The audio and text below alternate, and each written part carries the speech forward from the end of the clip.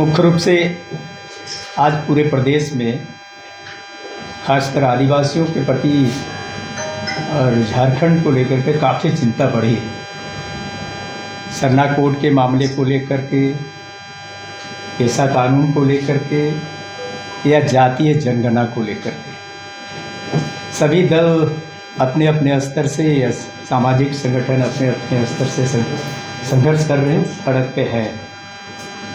लेकिन अचंभा तब होता है जब कोई सरकार में है वो भी रोड में आकर के हल्ला करने लगे, तब लगता है कि आखिर लोग जनादेश देते क्यों हैं। जब जनादेश देते हैं तो जनादेश पाने के बाद उनको हल करना चाहिए, ना कि उसको सड़क पे आना चाहिए। आज कांग्रेस और झारखंड मुक्ति मोर्चा के लोग सरना कोड को लेकर के हर एक जिला मुख्यालय में घेराव कर रहे हैं और मेमोरेंडम दे रहे हैं। जबकि कांग्रेस की सरकार जब केंद्र में थी तो यही सरकार सरना कोड को अव्यवहारिक कर करके इसको खारिज कर दिया था। आखिर आज ये मुखर तरीके से सड़क पे आ रहे हैं, पहले तो स्पष्ट करे कि उनका सोच क्या है, नीति क्या है। तो झारखंड मुक्ति मोर्चा को और कांग्रेस को इस विषय पर स्पष्ट करना चाहिए। ऐसी पेशा कानून को लेकर के, क्योंकि फिफ्थ शेड्यूल का इलाका है, फिफ्थ शेड्यूल इलाके में पेशा कानून लागू है। केंद्र सरकार के द्वारा बनाया गया पेशा कानून लागू है, लेकिन झारखंड में आज भी पेशा कानून लागू नहीं हो पाया है। वर्तमान सरकार पेशा कानून को लेकर के कतई भी गंभीर नहीं है। हमको लगता है नए पेशा कानून को कारगर तरीके से जो केंद्र की एक्ट है उसको लागू करना चाहती है, बल्कि उसको शिथिल करते हुए और अपना पेशा जो बालू बेचने का यही पेशा है उसको मजबूत करना चाहती है, जो दिखाई पड़ता है। तीसरा, जनगणना को लेकर के राज्य सरकार अभी भी गंभीरता नहीं दिखा रही।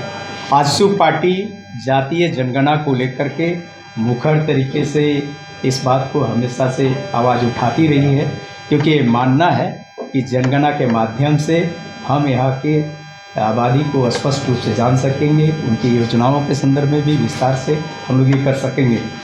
सरना कोड को भी वैसे ही जनगणना के कॉलम में धार्मिक कॉलम के रूप में हम लोग स्थापित करने के लिए मांग करते रहे। लेकिन अभी जो सिचुएशन बना है, सभी पार्टी अलग अलग तरीके से इस बात को रख रहे हैं, लेकिन उनको स्पष्ट करना होगा कि वर्तमान में वो लोग क्या चाहते हैं। हमारे बीच प्रवीण प्रभाकर जी है, हम चाहेंगे कि प्रवीण प्रभाकर जी इस विषय पर अपनी बात रखें। होगा आप बौद्ध धर्म है, जैन धर्म है, सबका कोलम है। कुत्ता बिल्ली का भी गिनती होता है, संख्या, आस्था विश्वास करने वाले लोगों की संख्या की जानकारी एग्जैक्ट कितना है इसकी पता करने के लिए एक कोलम होना चाहिए, ये मांग है।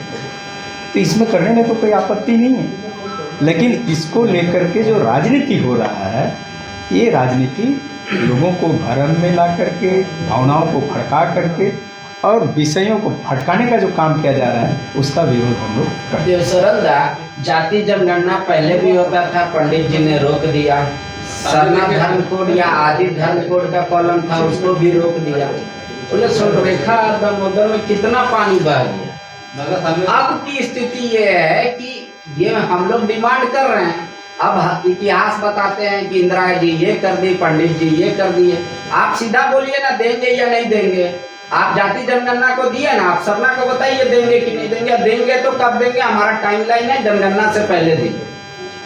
हम लोग स्पष्ट तौर पर कह रहे हैं कि जो लोग नाटक कर रहे हैं वो नाटक करना बंद करें। तीनों मांग स्पष्ट रूप से अपना स्थिति स्पष्ट करें। तो आप जो कह रहे हैं कि सरना धर्म कोड के आड़ में जाति जनगणना का विरोध कर रही है सत्ता पक्ष, आप ये कहना चाहते हैं क्यों इतना डिमांड हाइक किया गया इस डिमांड को? ये उनके प्राथमिकता के लिस्ट में नहीं, प्रायोरिटी लिस्ट में नहीं है। ये स्पष्ट रूप से दिखाई पड़ता है कि वो इसके प्रायोरिटी लिस्ट में नहीं है। पूरे प्रदेश में, पूरे देश में जातीय जनगणना की बात केंद्र सरकार ने कही। हम लोग पहले से इस बात को रखते रहे। इन लोग अपने घोषणा पत्र में कहा कि जातीय जनगणना कराएंगे। आज जातीय जनगणना की बात को नज़रअंदाज करते हुए दूसरों मुद्दों को, माने एक्सेलेटर को बढ़ाओ अब ब्रेक को जम के मारो, ये जो इनका धंधा है इसको बंद करना चाहिए। ठीक है। जातीय गणना जो है ये मांग आपकी पुरानी रही है। कांग्रेस कहती है कि ये मेरा क्लेम है कि हमने झुकाया है केंद्र सरकार को, ये मांग आपकी पहले से रही है, तो आज कांग्रेस इसको क्लेम कर रही है कि मैंने ही केंद्र सरकार पर दबाव डाला या जिस माध्यम से, और आज ये क्रेडिट आंसू को नहीं मिल रहा है। आप क्लेम करते हैं कि नहीं ये पहले मेरा मुद्दा था?